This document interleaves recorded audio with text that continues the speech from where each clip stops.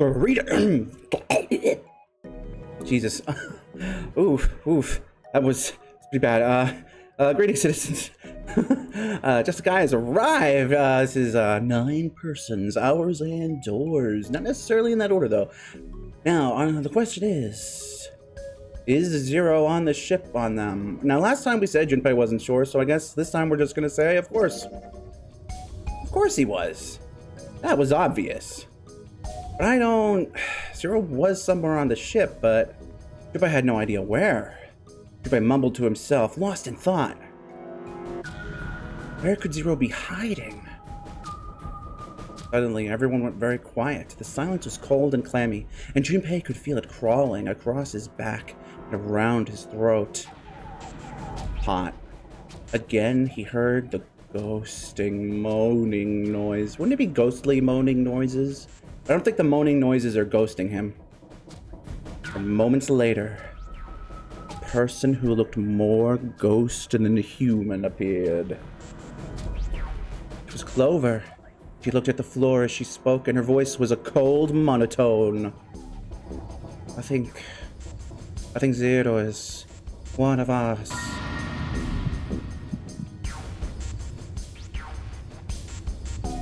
Masaka. Every human body in the room froze. The only sound was the muffled rustling of breath. Eyes darted from face to face. One of those faces was the face of their jailer. But who? Was he one of them?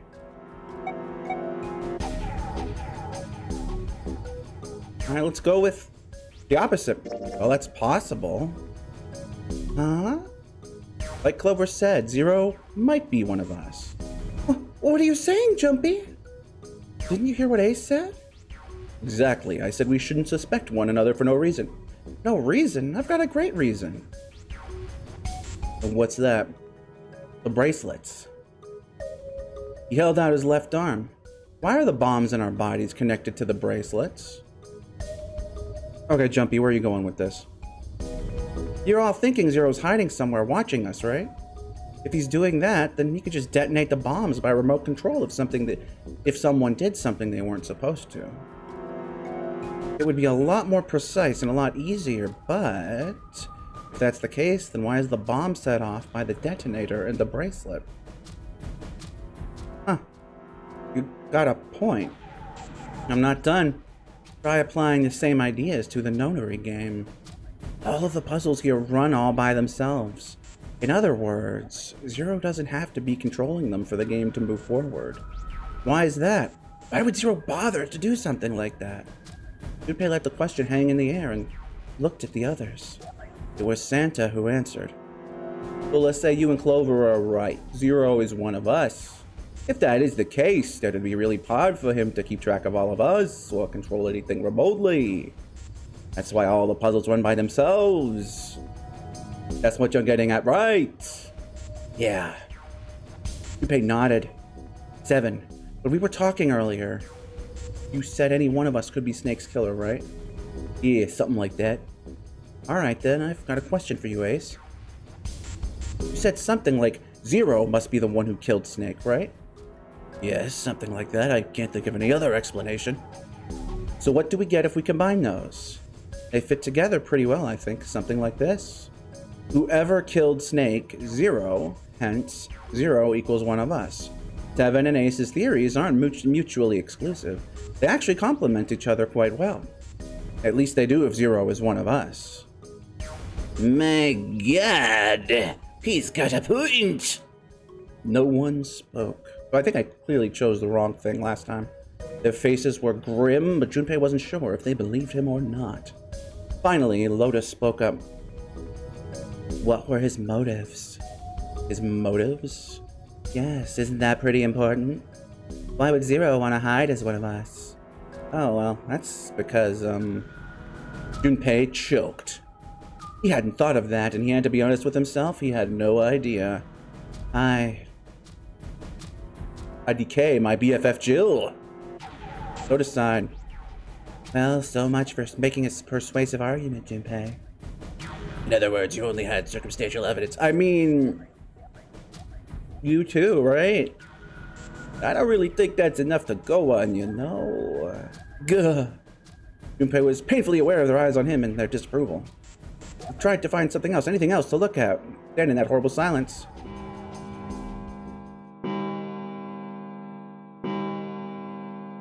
They heard a bell begin to ring. And Seven, wasn't this originally your idea? Why are you turning on me like this? You had less than I did at first. It was the clock at the central staircase. It's 3 in the morning. That means we have 3 hours left. Then we need to move now. 7, Clover, Junpei, I know how you feel, but you do understand that right now it's important we trust one another, don't you? You're right, but Junpei couldn't bring himself to respond. He swallowed the words he wanted to say inside. 7 and Clover remained similarly silent. Their eyes were looking at something somewhere else, very far away. We must go. We have very little time left. His words put their feet to moving. They all knew where they were going. Our next destination is Mercury. Maybe you and June should check it out first and then report back to us. All right, let's go, June. Right. You mad at us? Here it is. It's set, bolted to the wall near the stairs that led to the casino and the kitchen, between the 2 elevators. The Mercury card reader. We're using the card 7 gave us, right? Yeah. I found it when we were checking out the shower room. I think 7 said something like that. Anyway, let's see what happens. Junpei slid the card through the reader. The light on the reader turned green and made a tiny electronic noise. I guess the elevator works now, question mark? Jumpy, I know it's only the 2 of us, but let's do our best. What's with you all of a sudden? Well, I'm happy we were put together. You know, it's just for searching Edek, right? Even so, I'm glad I'm with you. Oh. First, we need to find out if the elevator comes up full of water. Just like we did before. Let's do it.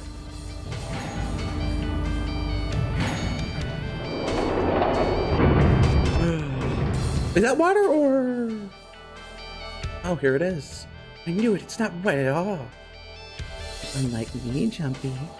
What? Let's go. Yes. Once it had been checked for water, Junpei and June stepped into the elevator. Look. Nearly all of the buttons are destroyed. Yeah, only the sea of bottom buttons can be pushed. We're on C deck right now, so the only one we can choose is bottom. And they were both bottoms. Yeah, well, let's try it out. Junpei hit the bottom button. The door closed.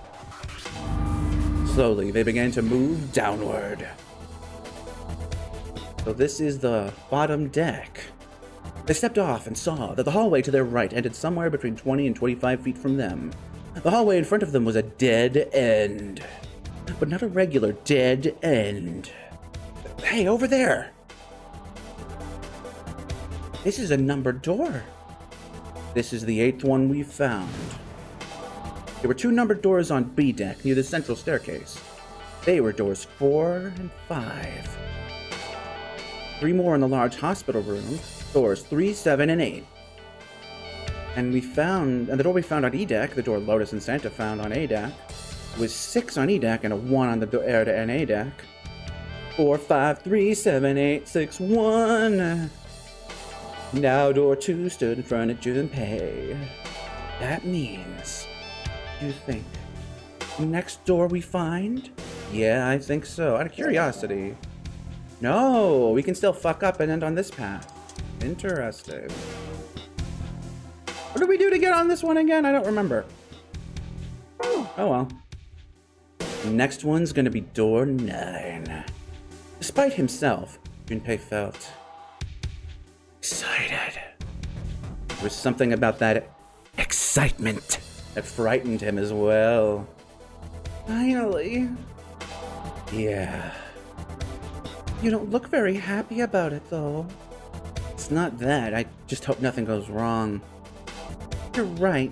We should keep our fingers crossed. Let's head back. Okay.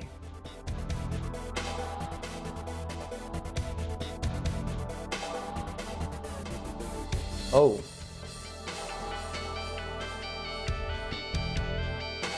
Power just flicked for a second, but hey, we're fine. He did his best to put it from his mind and headed back to sea deck with June. Dots, followed by more dots. 1, 2, 3, 4. I declare a thumb war. Alright, 7 pieces.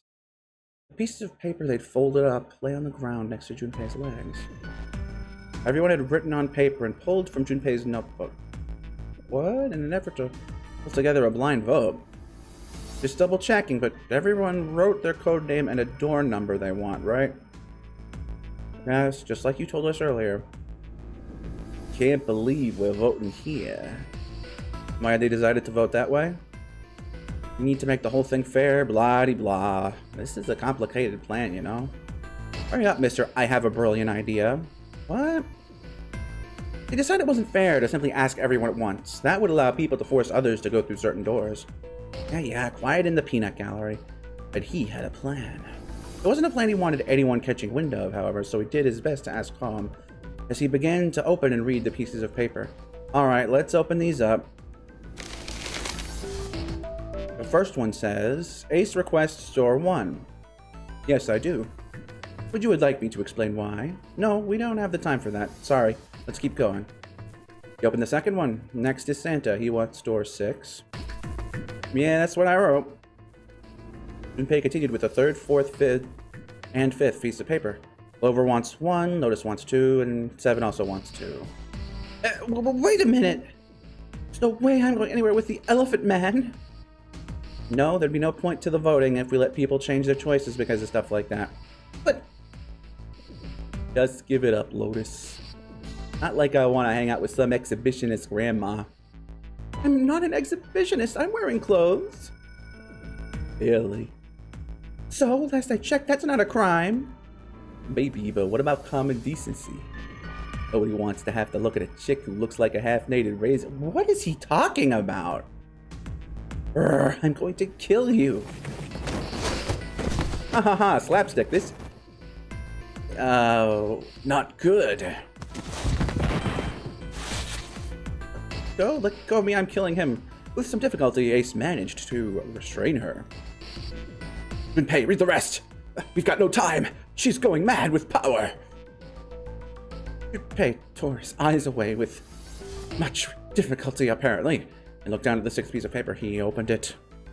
June wants door 6. Yes, I don't really have a reason. I just felt like it. All of the papers save Junpei's had been read. He did some quick calculations in his head. So this was everyone's vote.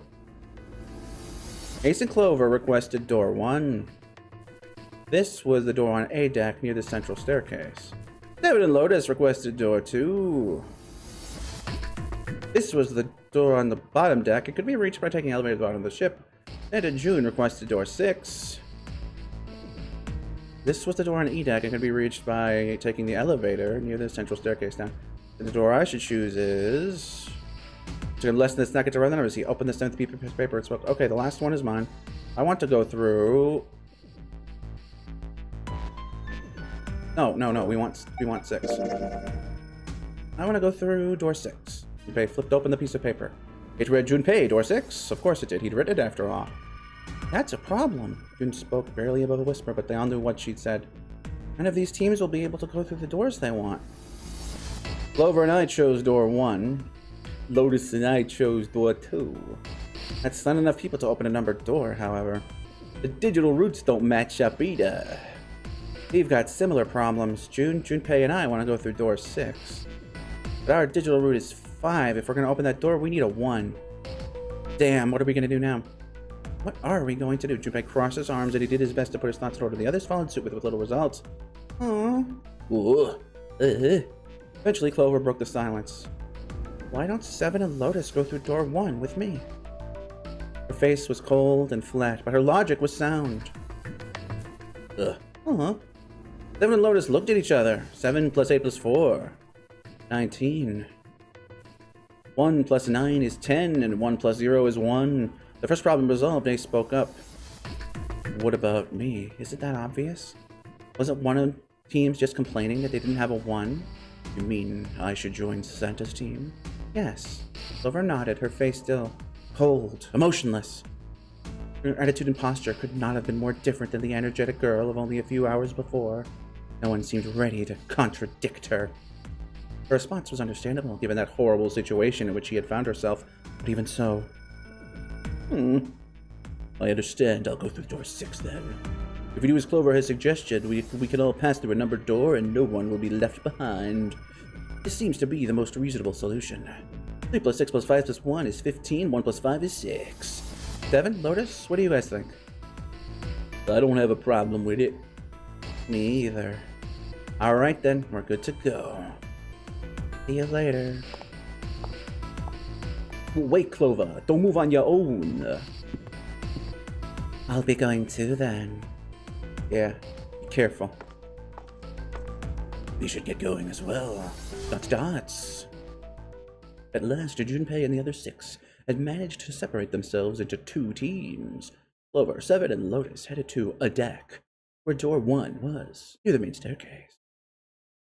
Junpei, June, Ace, and Santa, however, took the elevator to E deck.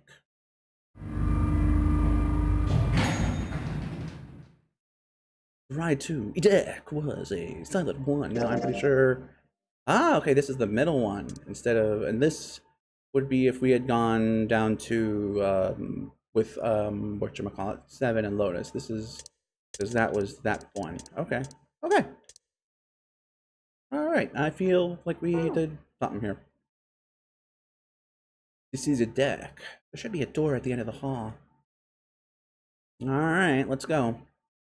Santa's words jolted them into action, and they stepped out of the elevator into a long, straight hallway. Before long, they arrived in front of door 6. There it is. I am 7 now. Are you guys ready? Yeah, then let's get to it. One by one, they put their palms over the red. With a soft electronic noise, it authenticated each of them.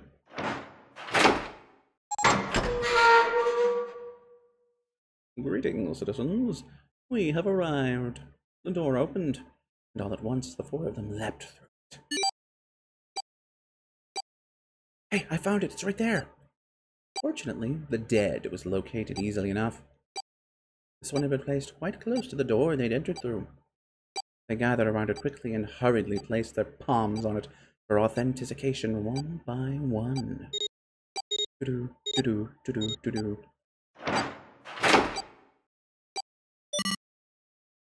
Dots, dots, dots, and dots. It stopped. Yes, it stopped. The countdown had ceased, but Junpei's heart was still pounding in his chest like a frantic, thunderous drum. It felt as though it might shake itself up and out of his throat. Phew, I don't believe I'll ever get used to that. I'm not sure it's something I'd want to get used to. How many times are we gonna hear this line? You should finish this game before imminent death becomes a normal thing. You got that right. Once I am out of this hellhole, I am taking a nice long vacation. I agree. With that, the doom, gloom, and shroom from before was done, and the mood turned somewhat lighter. Alright, let's go. With that attempt at good humor, Junpei took a deep breath and began to walk. He jogged down the stairs at the end of the hallway and found himself staring at a large door. This door looks heavy, but it's not locked. I'm opening it. He took hold of the bar that served as its doorknob, and shoved it down. The room beyond stopped him in his tracks. What? It was gargantuan and made entirely of metal. None of the accents of wood, tile he'd seen in the rest of the ship. The room was purely functional, but utterly tremendous. Whoa, what the hell is this?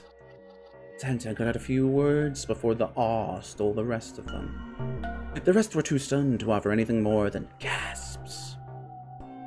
This has to be the biggest room so far. Just like the engine room, maybe? Or, I don't know. The ceiling is pretty high, too. Huh. Could be 2 stories? Maybe even more. The space could be utilizing the entire length of the ship. What's that huge Kamaboko-looking building in the middle? June pointed to the massive building in the center.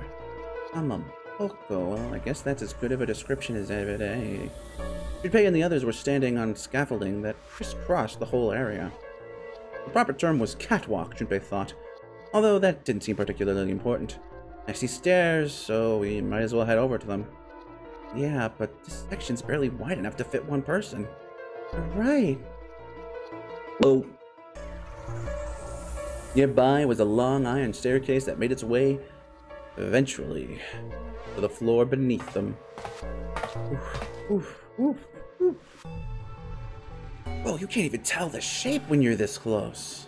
Let's check out the other side, too. They moved around toward the opposite side of the massive building, following the catwalk.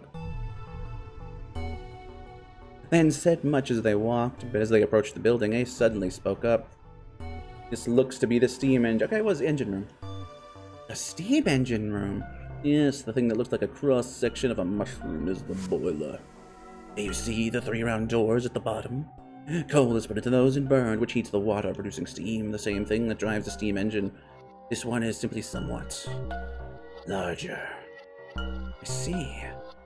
Doesn't appear to be running right now. The entire room was as silent as the grave. Alright, let's split up. And all of a sudden, Junpei heard a nose behind him. He turned just in time to see June collapse to her knees. Is her fever back? Oh, it might be.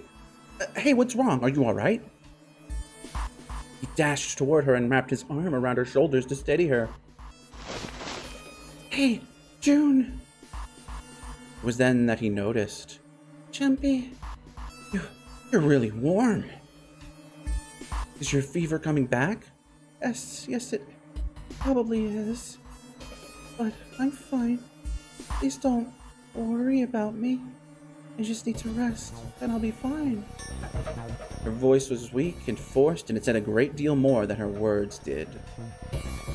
Okay, here, sit down. Careful. Junpei carried her to the nearest wall and propped her up against it. Junpei, now is not the time for a kabedon. She let her head fall back against the wall, as if she no longer had the strength to support it, and drew a ragged breath. And June, this is not the time to start sketching! Thank you. Her eyes were empty, as if she was having trouble focusing them, and even speaking seemed difficult for her. Junpei felt his hand ball itself into a fist and clenched tight, his knuckles whitening. He had to find a way out, and quickly. He turned and looked at Ace and Santa in turn. Ace, Santa! Yes. Right. They might not have shared the depth of his emotion, but they certainly shared his concern. Alright, let's get started. And there, June. I'm gonna get you out of here real soon. She managed a small nod, before leaning back to rest her head against the wall.